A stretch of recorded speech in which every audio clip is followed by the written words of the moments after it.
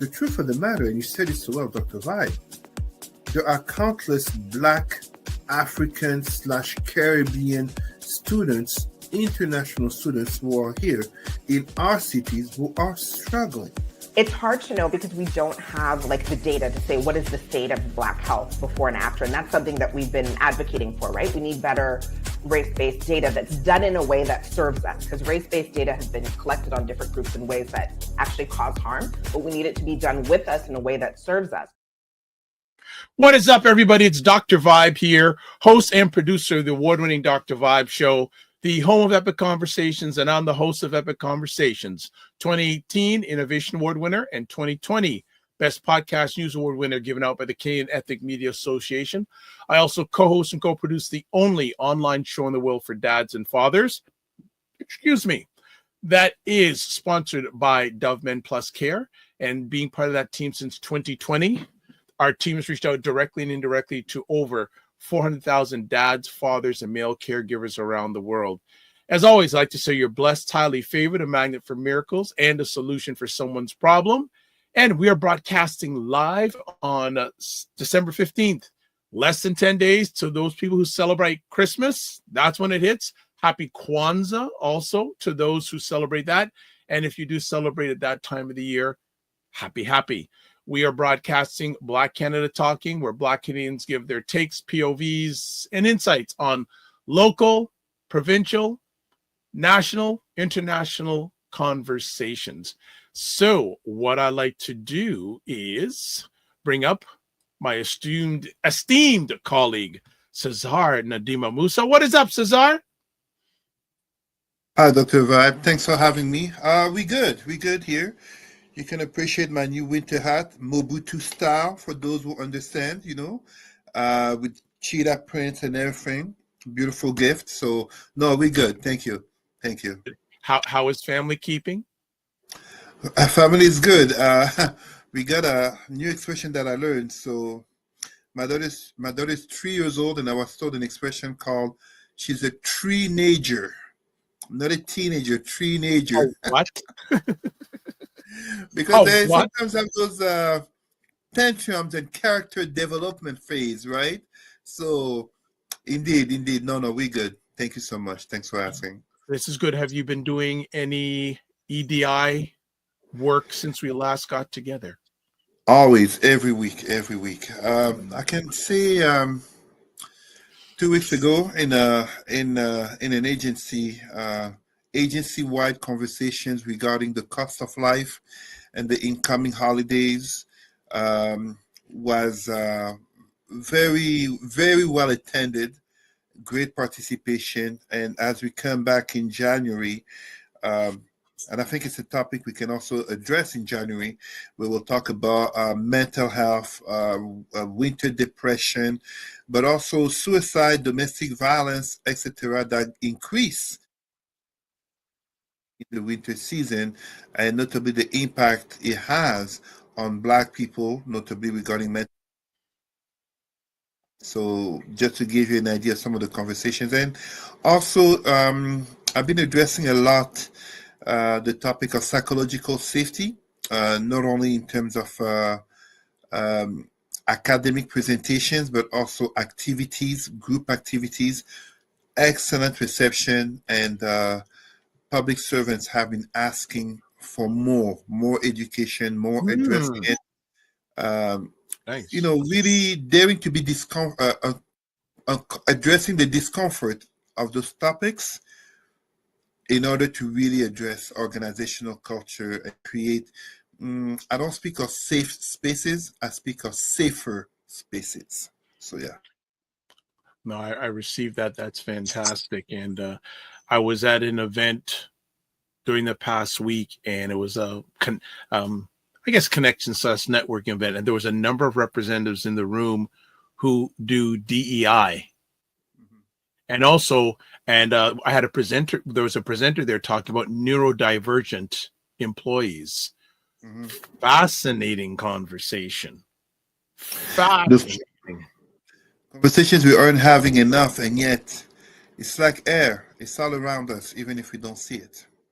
Yeah, it was really, and I have a number of conversations with a number of the individuals. For some reason, they want to reach out to me after. I don't know. I just showed up, but I thought about you in that being in that room was very nice. Actually, they had the same conversation with their Montreal chapter the day after. So if they do that again, I'll certainly see if you'll be interested in attending these things. A lot of interesting people from a lot of different backgrounds in the room, and I know it's an environment that you would thrive in. Thank you. Thank You you. would thrive in. So we have a choice of things because we have a special friend coming on, and I don't know how long he'll be available for. Because I could say we could go to a commercial, bring him on, and fill up the rest of the show, or we can chat a little bit and then take a commercial and then have him come on. What do you think? Hey, let's start our conversation. Notably, regarding, I think we were talking about international students' Yes. impact in Canada, and we can take a break Yeah. and bring my friend, his name is Kevin Friday, to talk about the murder of that health insurance CEO in New York. Because, I mean, I will let him introduce himself in regards to the topic. I think, brother, for this type of political and social conversations. And hopefully we have time because, I'd like to bring the attention of image and content in the Black community. Okay.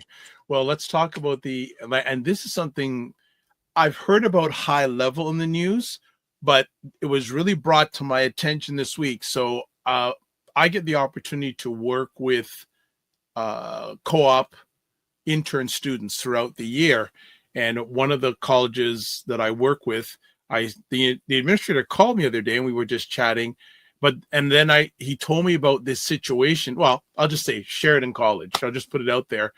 And he's saying, yeah, because of the cutback on international students, they like one of which Sheridan College, 40 programs have been suspended due to the drop in revenue. Now, I don't know if this is just an Ontario thing, or if this is a countrywide thing. I sort of got taken on going, wow. And when I was saying to Cesar, another college in the Greater Toronto area, Seneca College, has temporarily closed one of its campuses because of this impact. That's crazy. What do you have to say on that, man?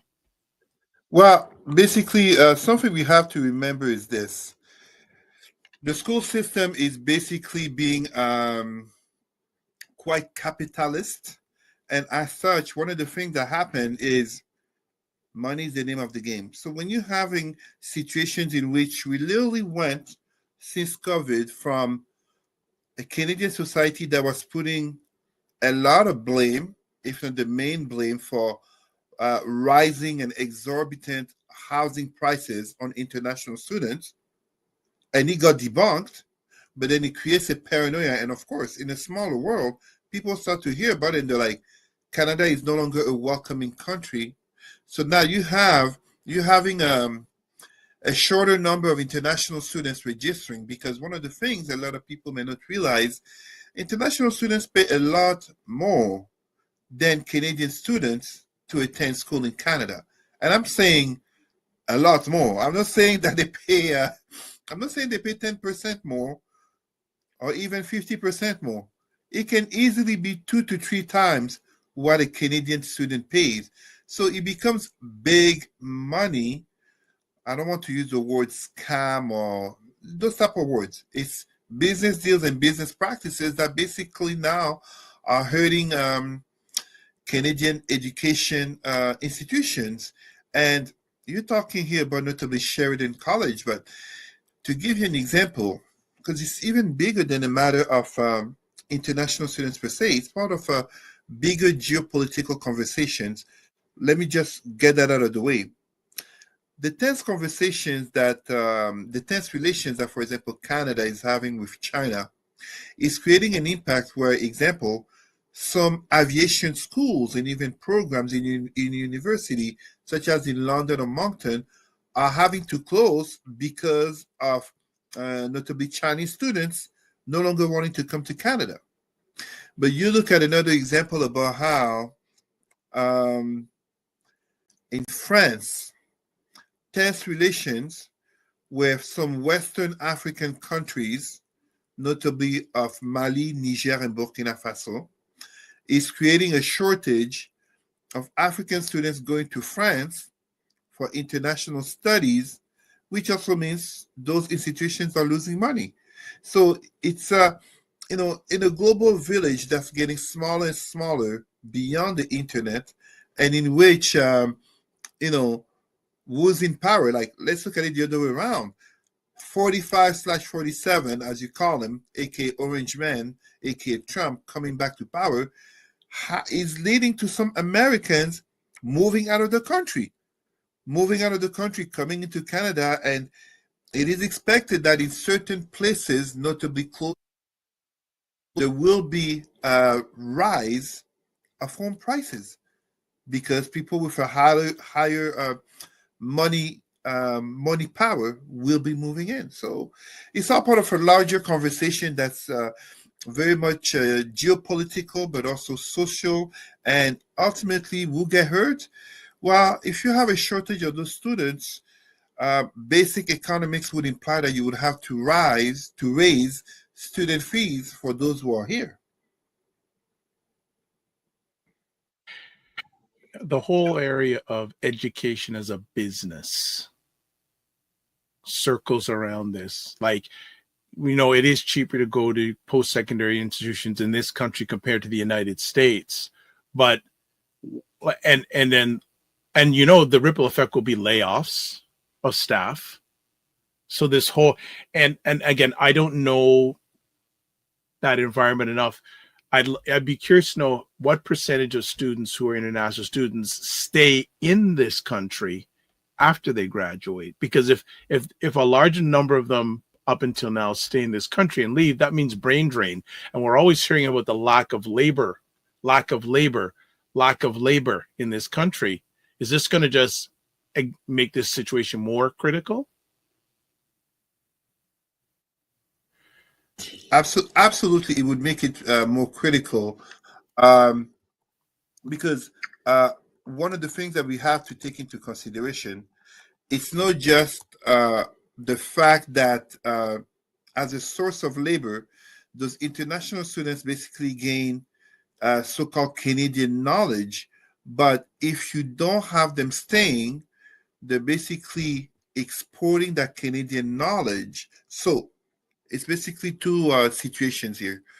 You basically have African students, but even professionals will leave Africa, creating a brain drain for a population that's increasing, and they're coming here to benefit the people in Canada. You saw this very well, notably with the COVID pandemics, in which nations such as Quebec were getting these international nurses coming from countries that already lack nurses and doctors. But at the same time, we go back about starting 50 years ago, the development of China. So China, for those who are aware, it's a government of technocrats and engineers. Basically, they got the education. Many of the elites in China, not just in China, we can even look at nations such as Egypt or Israel, where many of the elites got the education in the US, in France, in Germany, in Canada, and they went back to run the country. But now you're having a lot of people who are coming in Western nations and staying. I'm saying this until this year because there is a growth of political extremism that is basically making it that a lot of people, and notably in Canada, they're not seeing Canada no longer as the paradise of the postcard that it claims to be about. So they're either going back to the country to develop, or they're going to other Western countries that seem to be more inviting. Another thing we have to remember is that the conversation of foreign students, as I already said, tends to be geopolitical, but it also tends to impact relations between certain countries. So, example, in Canada, we can easily think about with China, such as regarding the Lady Princess of Huawei, or with India in regard to the Sikh community militants for Khalistan, aka the Sikh independent state.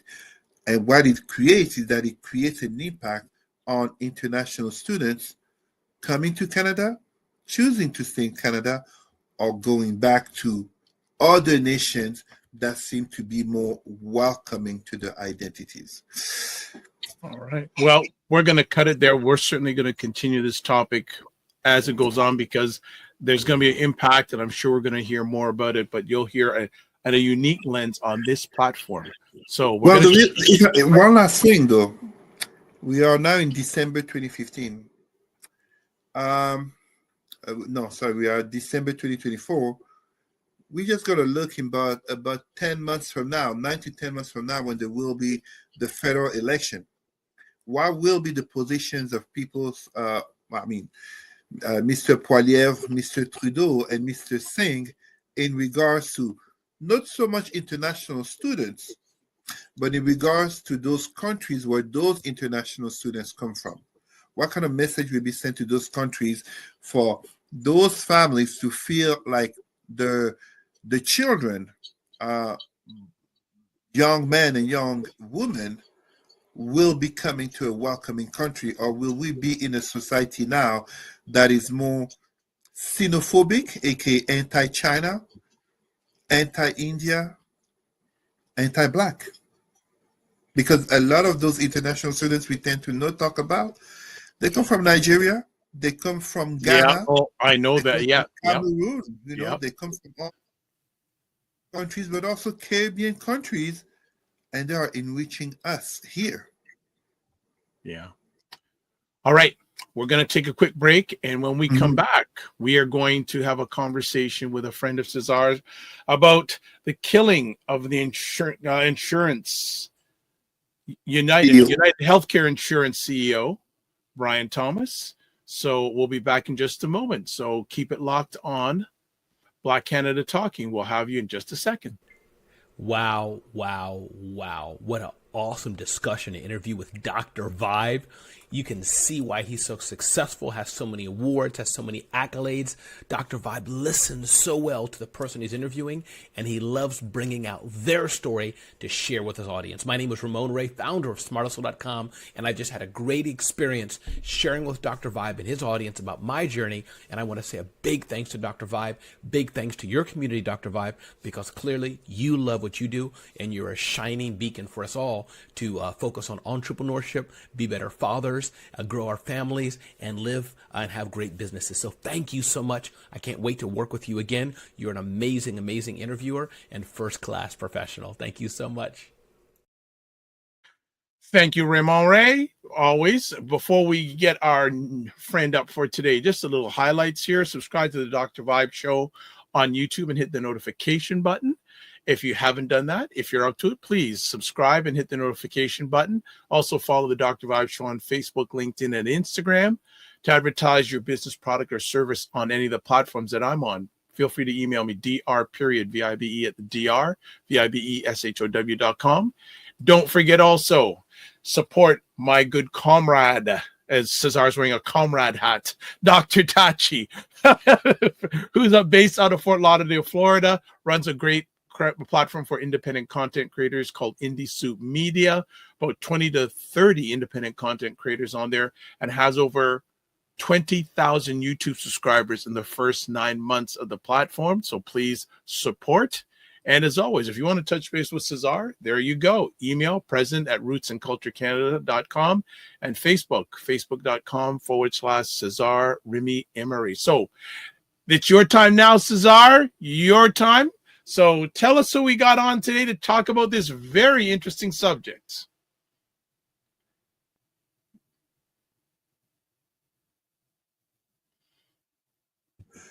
Has he joined the link? Is he in yet? He is here. He's ready for you to introduce him. We can bring him on. Okay, there he goes. Hello, guys. Could you hear me? Loud and clear. Awesome. Thank you for having me on. My name is Kevin Friday.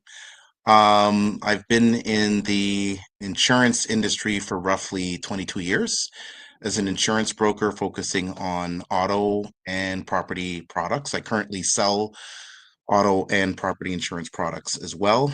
I have dabbled in politics in the past. I ran for the Conservatives 20 years ago, federally, and I've dabbled in many different community initiatives within the Black community and beyond for many years, along with my father as well, who was also very active in the Black community.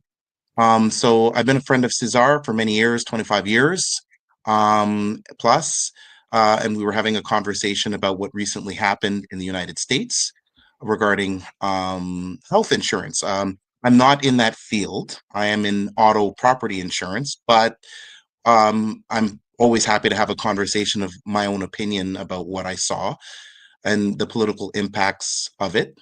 Um, just to give you from the auto property perspective, when we think of claims and when we think of why people get denied, it's usually some type of a breach. It could be a breach of policy conditions. They lied in an application. They didn't disclose certain important details. On the property side, often claims are denied because the type of claim that they're seeking indemnification for is not a true claim. In other words, what insurance companies and property and auto consider legitimate is sudden and accidental, meaning an act of nature, act of God, quote unquote, a storm, windstorm, tornado, a fire. It was accidental and it burnt down the place. But it is not a maintenance policy. A lot of people don't know this. So we need to make the distinction between how insurance companies in Canada are regulated.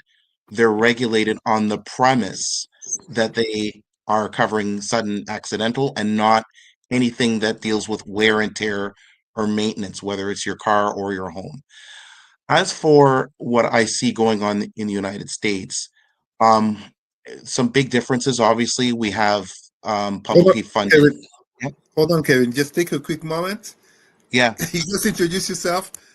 Let Dr. Vibe welcome you into the show. As I told Oh, you, Dr. No, Vibe. no, no. I welcome and really good to have you here. I didn't want to. You're on a roll. I didn't want to interrupt. You're on a roll, but I okay. do want to ask, how does now again? You're in auto, and this since in the U.S. is based on life. But what are Oh, some of the differences on how are there differences on how insurance is handled in this country compared to the United States?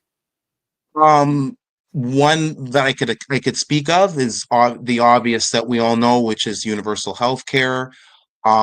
Its impact on, let's say, um, I mean, the way it interacts with auto insurance, like if you're injured, for example, um, our plan is very much a standardized plan, meaning that the Canadian healthcare system assumes that you have an urgent need for care for, we would call it primary care, right?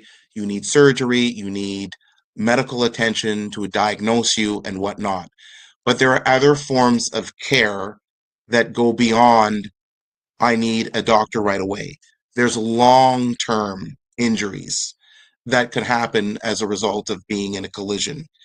That's where the government forces the insurance companies to provide extra coverage for certain things. A minimum amount of income replacement. It's very minimal though. So many people fall short when they find out it's minimal. A very minimal amount of coverage for things like certain kinds of accident benefits like rehabilitation, if you need it, if you need extra medical care for things like physio or rehab, there's a minimal amount of care that's given. So it is supplemental to our universal healthcare system. What I noticed in my years of dealing with insurance, we were always told that when people drive to the United States, they need to be extra careful of how much liability they carry because what we require or what insurance companies will sell in Canada may be different than in the United States. In the United States, they have different laws in every state. Their threshold for what's considered the right standard of coverage may be lower than ours, right? It's they have a lot more variety in terms of the type of companies they have. So their system, I understand, with Obamacare, and I was just reading an article about this um, just now. Apparently, what happened with Obamacare, the big fight in the United States was over pre-existing conditions. But what the American system has done, because they don't have a single payer system to provide coverage for the uninsured, they opted for, this was Obama's campaign, a kind of forced insurance plan that um, it takes the place of what we have, which is a single payer system, and allows the existing insurance framework to continue by private insurance companies. They still run it. They're just forced to provide coverage now, and they're subsidized as a result. But it's still profit driven. And it seems to me, I'm not an expert in health insurance, but it seems to me the metrics by which they make profit is very different. For one thing, what I was just reading is that they don't have, it doesn't seem like, I haven't done enough to say definitively, but it doesn't seem like they have a universal standard of a threshold of care or what can be considered deniable, right? What are insurance companies allowed to deny as far as health? There's thousands of codes, and they vary from different companies in the United States. So oftentimes it's not, it may not be that the company is deliberately just saying no. It may be one of those situations where you have, if you could imagine a series of boxes and employees are instructed to fit people in them. And if you don't fit in them, then there isn't the coverage because you didn't buy the right package with the right set of boxes for your condition. You also have to consider there are rare diseases. Well, where does that fit in? Somebody has a rare disease and it doesn't fit in the box. That could be what's happening in some of these cases. There's rumors going on in the internet about this man who did the murder, and I haven't verified this, but they're saying it was a family member that got ill and he's avenging that because there was some type of rare condition that wasn't properly covered. And there's a lot we don't know. We don't know if there was any attempt to sell the right package. We don't know if the right level of packages are available for people. Are people being offered various supplements to their standard plan? Like there's a lot of unknowns, right? I know that in auto insurance, when you're dealing with coverage that pertains specifically to your injury as a result of a collision, there are buy-up options, right? So you have the option to buy up and also compare to whatever employer plan you may have, because our plan is supplemental to those plans. So there's a lot of unknowns. It's a bit, I see this is a very emotional issue. A lot of people are reacting emotionally to it. And what they're reacting to is this winner versus loser dynamic that we have in capitalism, which is that you have the winners that take all and losers that fall through the cracks. And people are angry with that because they see it as inherently unfair. And I don't know how you get around this. I don't know how you get around the issue of profit is all about finding ways to navigate boxes and price them at a rate that doesn't bankrupt the insurance company. On the same time, there's the real need for people to have care because they cannot financially afford it. Then you have to ask the question, why are procedures so expensive? What about the responsibility of those providing the procedures and what they charge? How do you deal with that? And then there's the final issue of, well, if we can't resolve all of the profit motive, then you need a single payer. Well, only the federal or state governments can do that. But people didn't vote for Bernie Sanders. So here we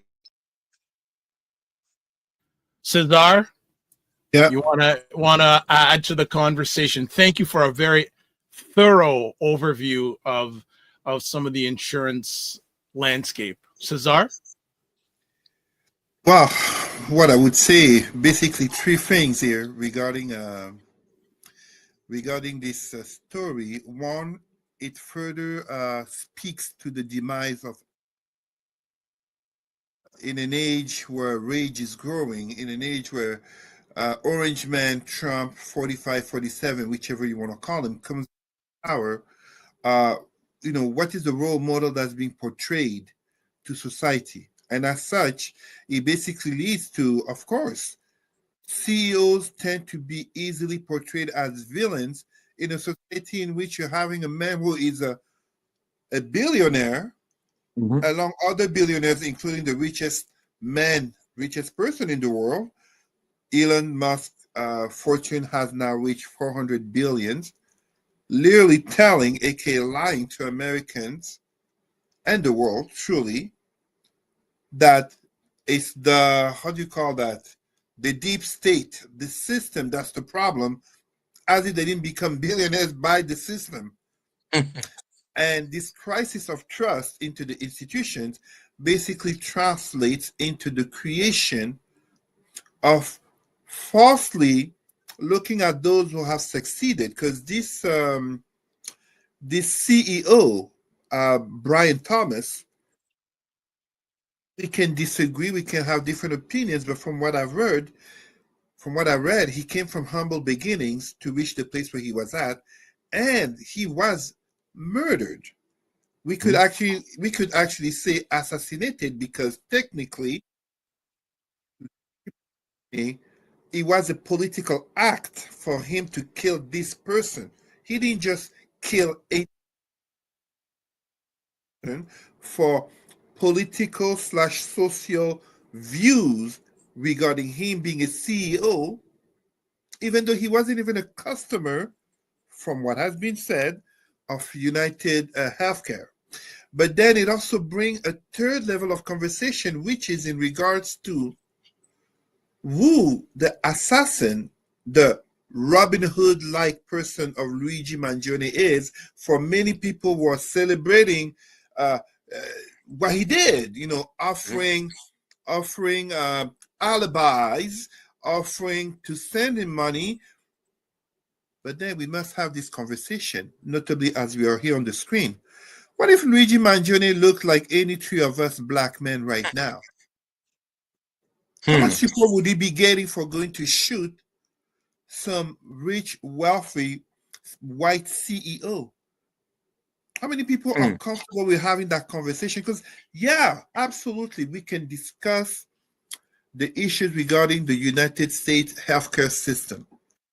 Talk about how a certain orange man trashes Obama left and right, but he's not foolish enough to want to remove it, fully knowing that so many of his MAGA um, really are, I don't want to say white trash or trailer trash, but that kind of stereotype of the poor and uneducated white person will vote MAGA against the system, but then is very happy to get Obamacare. We can discuss the impact of capitalism in the unequal redistribution of wealth, making someone like Brian Thomas, from what I read, his compensation package on a yearly basis being of $10 million, which is unimaginable for so many people who, however, we pay for the ticket to the favorite basketball game or football game or wrestling and wonder why they still remain poor. But ultimately, we are living in a society in which if Luigi Mangione was called uh, uh, uh, Tremaine or Kofi, would he be celebrated as a hero by the same people who are not cheering for him? In the same way as we go back a couple of years ago, January 6, 2021, if instead of Donald Trump, it was Barack Obama who had basically fomented an insurrection in order to stay in power, how many followers would he have? Notably among those, overwhelmingly white people who are celebrating this murder. There is still a man who has been killed. There is still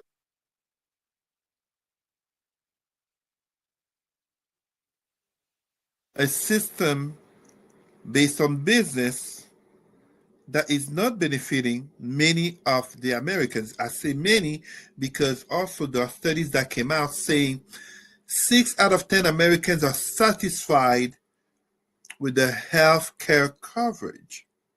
So, what kind of society are we going into in terms of wanting justice but applauding the vigilante? And please don't get me wrong, I am not a hypocrite here. I've always said it is very telling that we live in a society in which, and I'm going to take the example right now, this young white man looks good by society standards. He's fit from a wealthy family, etc., etc. But we live in a society in which a man like him, Luigi Mangione, is basically hailed as a hero, just as that white guy was choked to death, a black man in the subway in New York. Although he's an army veteran, he's a trained martial artist, Brazilian Jiu-Jitsu, aka he would have known that choking someone during 6 minutes will kill him. It's the same society in which there is a man by the name of Kyle Rittenhouse who shot black protesters, if I recall they were black, and he got found not guilty and made money off having killed innocent black people at a protest. Meanwhile, the parents of Trayvon Martin are crying on TV. They still haven't gotten justice, even though the kid was murdered with confirmation of police. And so many names I can give right here. As you know, Dr. Vibe, the coroner inquiry into the police murder of Abdirahman Abdi 8 years later, and the cop who killed him got found not guilty. You see what like I think anyone can see where I'm going with this. So these are the three elements. Yes, let's have the conversation on the unfair or the issues with the American and truly Canadian slash Western global system, notably regarding health coverage. Let us also have a conversation regarding the unequal wealth redistribution that basically leads many. A perfect example how this week CBC, I think it was Tuesday or Monday, had a footage regarding how, although we live in Canada and cancer, you get free cancer treatment, but it's expensive because you got to buy a lot of other things, and it jeopardizes your ability to sustain yourself financially. So, but when it comes to the very nature of the murder, what if Luigi Mangione was Tremaine or Kofi looking like any of us on the screen? Where would he be right now? I wish we had 3 hours because both of you have dropped a huge amount of knowledge bombs, and hopefully, Brian, you can come back and go deeper. But I want to ask Brian, what is your response to what is your response? What is your response to some people looking at this person who killed Brian Thomas as a hero? Mixed feelings about that. I think it's dangerous. I think it's a slippery slope. I can understand I can understand the frustration of people who are taking an anti-elite, anti-corporatocracy, anti-aristocracy stand. But I also say, and I've said this privately, and I've had conversations with friends about this, there's something about violent insurrection revolution that rubs me the wrong way. Let me tell you where I'm going with this. If you take Luigi's actions to its furthest conclusions, where does it end? If you're going to blame the CEO, if that's his mantra, What about the shareholders who hired him, or the board of directors who represent the shareholders who hired them? Then what about the shareholders? How many countries have we heard of that had an idealistic um, utopia vision, and they just start killing people who didn't fit it? They started out killing the bad guy, the corporate elite, the whatever, but then they realized those people have families. They have employees who are loyal to them. They have neighborhoods they come from that they were involved in. And guess what? All those people are now marked for death because they are on the wrong side of an issue, because they're loyal to people that the utopian government has a problem with. We see this happening over and over again throughout history. Pol Pot and Cuba and many other countries around the world where you have dictatorships are formed on this idea of, I know what's best. I'm more moral than those people and they deserve to die. It's a very dangerous and slippery slope. I would say to those people who are angry, let's find out as much information as we can. We don't know why all these claims are being denied. We just hear that they're being denied. Tell me the details. I want to know. If it's illegitimate, then that's something you need to have political action on this. But you also, there's another bigger issue here. So many people die because of a lack of care and injustice around the world. Where are all these people to stand up for the workers in many African countries that mine the materials that we use for our They don't cell care. phones, smartphones? They don't care about that. They So don't they care. care about their fellow citizens and their lack of health care. What about the billions of people that have no chance for any health care at all? Many of them, if not most of them, brown and black around the world. And the fact that those same people are exploited for the resources that we steal from their lands to give us the life we want. Again, where do you start? Are we all guilty, even those of us who are black, for being born or coming to a country where we win the lottery relative to the billions of people, 5+ billion, living less than $15 a week or a day even? Are we all guilty? Where do you draw the line? So I would say this is actually a disaster for many reasons. What if insurance companies wash their hands and say, we're not doing this? Then who provides the coverage? The whole reason, the whole purpose of insurance, the reason why an insurance company exists is because they want to make a profit off of the risk. If no one can profit off of the risk, you have no coverage. Then you have to run to the government to give it to you. And guess what? You're going to pay for it in the form of taxes like we do in Canada. People love to complain about taxes and they love to talk about the American system and how their taxes are lower. But look at what they have. They don't have a single payer system. And the majority of people voted for that. And I hear a lot of excuses. Well, the system is rigged, and we only have two options: Trump and Kamala. If we don't like the Democrats, corporate Democrats, whatnot, we got to go Trump if we want to disrupt the system. That's not true. You do have other options. People can vote third party, but they don't. They only vote by the options provided to them. But Canadian and American citizens can mobilize and create options by the millions if they choose to, but they don't. So again, we kind of reward the system that screws us in the end because we make lazy arguments as to why we need to continue to perpetuate it. Cesar, you want to add it all? No, there's really not much to add in terms of what next, because look at what Trump has done. Well, I want promise- to interrupt too. I've not heard him say anything about this incident. Well, think about it like this, and that's exactly where I was going. Trump basically got elected. I'm going to bring down inflation and this and that. What has he been saying lately? Well, I don't really know. It's really complicated. Yeah. Well, I mean, it needs time. And, Oh, suddenly, like people are like, wait, time out. I voted for you for this. What are you saying now? You see what I mean? And so, what's next? Is this going to be a catalyst in, regarding health insurance reform?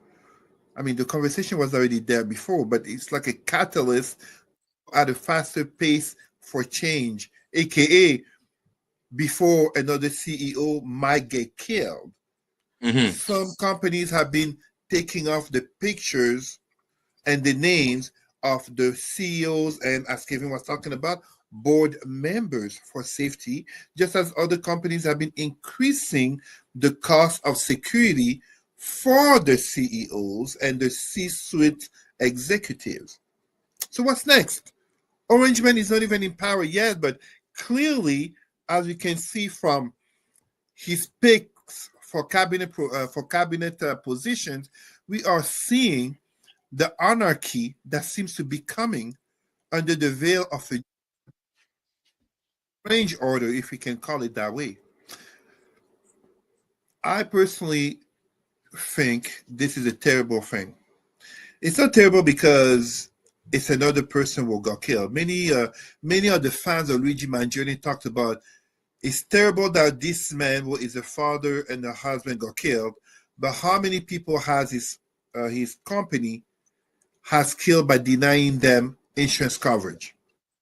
That's a philosophical debate that still doesn't change the fact that he was an innocent man. He was an innocent man. We can argue the business practices. We can go to the point of saying that some of his business practices may have deserved for him to be jailed, but he got murdered. He's a man. And for those who basically will justify to no end the support to this modern day so-called Robin Hood, Kevin made the good point. They don't care about those kids in Africa. The truth of the matter, they don't even care about the veteran, the homeless down the street. And what I know for sure, as a Pan-Africanist, and I repeat it, if Luigi Mangione was Tyrone or Kofi, they also wouldn't care. They would be condemning it. And that's the hypocrisy here.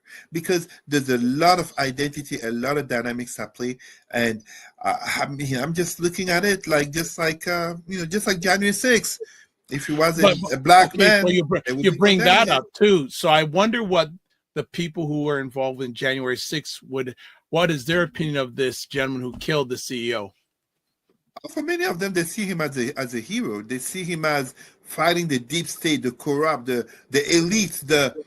Meanwhile, the following Trump and Musk, billionaires with influence, and it's the ridicule of people who are just looking for a leader, and the same type of people. I'm going to purposely make a blanket statement here, but 90 years ago, it was the same type of thing. Condemning the so-called corrupt elites, but who are you following? 90 years ago, Germany literally went from the most advanced society in terms of the living condition of Jewish people, the social progress, etc., to becoming the society that gave a man by the name of Adolf Hitler. Like it's, freedom and tyranny are on the same coin, and it doesn't take much for the flip. Democracy and oppression right now, since this year, Dr. Vi, remember how last year, in the beginning of the year, we were talking about all the elections that were to come this year. It's not democracy that won. In most of those countries, pretty much practically all of those countries, the parties of right-wing fascism, etc., they have won the elections, and it has created a world that is truly more oppressive than it was last year. Don't get me wrong, a lot of issues need to be addressed, a lot of reforms, and even right here in Canada next year, the federal elections that we're going to have, we're going to see that, but who will it impact? Who will it impact? When we know right here in Canada, the Conservatives reject the notion of systemic racism despite X amount of documented evidence and reports. So That's exactly where I see this going. It's just one further step into the fall of America in regards to the distrust to the distrust to the very nature of democracy to tackle the system. But it's not innocent. We go back to 2008, Barack Obama, world financial crisis. What did he do? He bailed the banks. He didn't bail the average American worker. They bailed the banks. The banks were, hey, normally in capitalism, if you fail, you're out. So, It's kind of the nature of politics, right? Because parties, what they do is they betray their base to come to the middle to appease the other side's swing or soft voters. So you end up with an odd kind of you end up with odd bedfellows. Obama supported the bailouts, which was seen as more of a Wall Street support, which alienated his left wing flank. Harper in Canada, a conservative, supported the bailouts of the auto industry and lined up with Obama, which was a betrayal of the more libertarian right of center economic base, or elements of the conservative base that were more economically conservative, were betrayed by that. That goes against what I campaigned on in 2004. So this cuts both ways in terms of party. I think in some unfortunate ways, Luigi looks like he cuts party lines. I can see him, and I see this a lot in the comment section of a lot of these memes and articles. A lot of the people commenting don't sound like Trump supporters. They sound like they're projecting against Trump supporters. And some of the Trump supporters don't think that the supporters of Luigi are one of their own. There's a kind of misalignment happening where they're projecting onto this guy kind of left-wing radicalism, but it could be both groups. There could be members of Trump and left supporting this guy. Careful. It is both groups because ultimately it's a meeting of extremists against the system. So polarized extremists against the system because those Trump fans, notably MAGA, they supported Kyle Rittenhouse, and yet he committed murder. But at least he didn't commit murder on a white person. I think the guy he shot was white, but that guy jumped in. But Antifa, yeah, white, but Antifa. Yeah, Antifa, yeah. That's what I mean. He jumped in on the thing, yeah. Exactly. They're supporting this white guy in the subway who choked to death a black man. Don't get me wrong. Sure, black man was threatening mental health. He lost his mind on Brazilian Jiu-Jitsu. I've been there in martial arts. I've been in fight. I'm a former Fight Club champion. You choke someone for 6 minutes, you as a trained person know you are killing the person. And yet he got scot-free from jail. If you switch the races, tell me what black person believes a black man who will choke to death a white person in front of everyone, in front of witnesses for 6 minutes, and he killed that white person is not going to go to. Tell me what, and again, I repeat it, tell me what black person can believe that a Tyrone or Kofi can go shoot a white CEO, be caught, and be hailed as a hero online by so many white people. There's not a black person who's going to believe that. It is hard to believe. He's not a black person who's going to believe I can see it being possible in this day and age because a lot of things are breaking color barriers. But still, your point is still valid that it's hard to believe that it could happen. Well, we're going to ask you to stay on till the end. Okay, Kevin. And we got one more story because I know Cesar has a time crunch. So sure. Cesar wanted to share about this story. 2 high schoolers found an impossible proof for a 2,000-year-old math rule, then discovered 9 more. So Cesar, what lens do you want to bring on this story? Well, Dr. Vab, if you don't mind showing the links for the first 2 links that I sent you, if you don't mind. I will do my best, but comment on the story. Well, basically, I wanted to bring forth Uh, the fact of addressing how, so here we have some of our young sisters, Nikia and Calcia. I apologize to the families if I may have missed their names. But basically, here, congratulations to these young queens. Uh, I was not exactly a champion at mathematics, let's be honest, but I was in the 60s and 70s, so that's not too bad, most people would say. But no, this is genius level. Congratulations to our young sisters. It's important as we are having, how can I put it?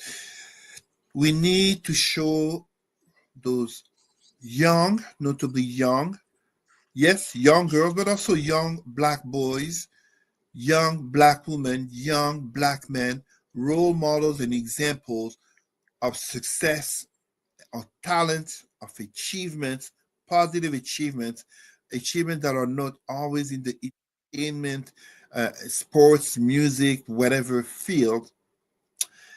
And unfortunately, it is to me a reminder, just as the story of uh, the young sister from Nova Scotia who basically found a pill distributor inspired by the the Alzheimer diagnostic of a family member. We need to bring forward more positive Black stories of achievement, academic achievement, uh, outside of entertainment, because at the same time we're talking about this over the weekend, of 2024, the first contestant over 30, aka the oldest contestant, is a black woman from Martinique, if I recall.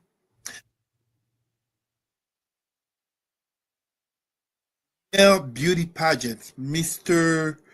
I don't know if it's Mr. Universe or whatever they call Mr. Because normally, normally a Mr. Universe, that's a bodybuilding competition, but there is a Nigerian man who has become either the first black man or the first African to win Mr. International. That's what it's called.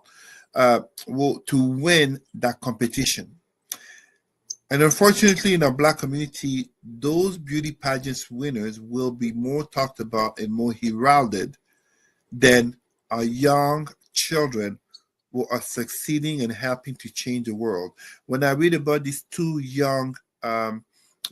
teenage black females solving these mathematics problems, it reminds me of our three sisters in that movie about the NASA and the space rockets. Yes. I can't Hidden. remember the name off the top of my head though. Mm-hmm. And the other thing, why is that important also? I have to say it. There's a new world chess champion. He's the youngest ever world chess champion. Hidden Figures is a movie.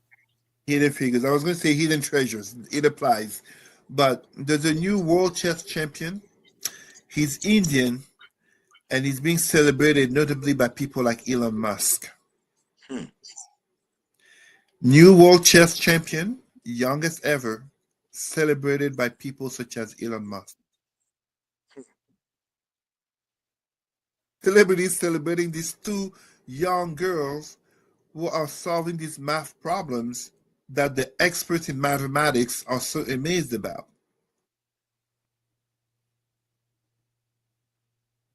I mean, Elon Musk may be African, like he likes to joke, he's a real African American, but truthfully, where are our black celebrities to celebrate these two young sisters? They have an entire community behind them. Kevin, anything you want to add on to what Cesar says, and we'll close it out for the day. I agree that it's a good thing whenever you have young black children that are high achievers be recognized because it helps shatter the stereotype or the expectation that we're only good for entertainment and sports. As much as I love entertainment and sports, I think that it's also good to have that balance. And that balance means, okay, well, we also have Black people all over the world doing many, many things academically, scientifically, and doing things in business. It's not just rapping and singing and dancing. All right. Well, that's a wrap for today's conversation. First of all, Kevin, I'd like to say thank you for taking the time to share with us.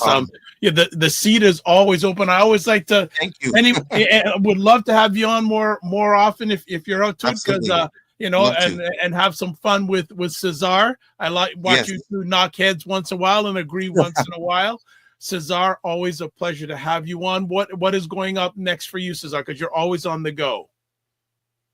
Well, I'm presenting tomorrow. The usual, presenting on EDI tomorrow to board members, initiating them to the notion of EDI and the running of boards. And I'm also looking at a few days of vacation. I don't like that. You take vacation? I know.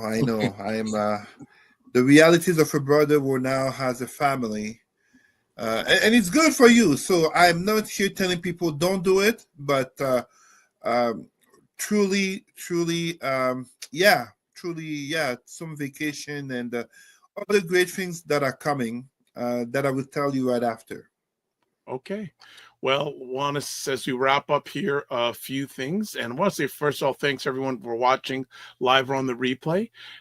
As always, subscribe to the Dr. Vibe Show on YouTube and hit the notification button. Also follow the Dr. Vibe Show on Facebook, LinkedIn, and Instagram. And if you want to advertise your business, product, or service on any of the platforms that I'm a part of, feel free to email me at dr.vibe@thedr.com. And also, if you want to get a hold of Cesar, email address president@rootsandculture.com. President@rootsandculture.com. I did say that. Facebook, Cesar Remy Emery. And if you want to catch replays of this epic conversation, check it out on the Dr. Vibe Show on LinkedIn, Facebook, and YouTube, and the website address www.thedr.com. And also, if you want to get a hold of me, I said the website. I've said YouTube, Facebook, and LinkedIn. Also Instagram at thedr.com, X/Twitter, which I'm not on much anymore, and I'm going to get off for a number of reasons, at drvibeshow, and email address dr.vibe@thedr.com. So as always, we finish off with this. Live your life as a dream. If you can dream, you can make it. Sometimes you have to get small to get stronger. Block assumptions, then aim bigger, aim better, aim higher, aim wider. Love, faith, and respect. And as always, don't just manage your time, manage your energy. And remember to give yourselves grace. And we'll chat soon. Be well. Keep the faith. And as always, I just heard something from an elder the other day. He said, if you don't make money, make history. Bye.